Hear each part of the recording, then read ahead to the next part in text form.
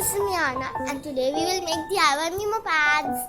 These are some designs I have made. I made only 3, but you can make as you like.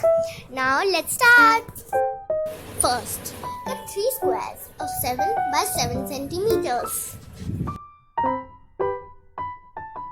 Now let's draw a design for a Mimo pad. First, I will draw it with a pencil, then I will outline it with a pen.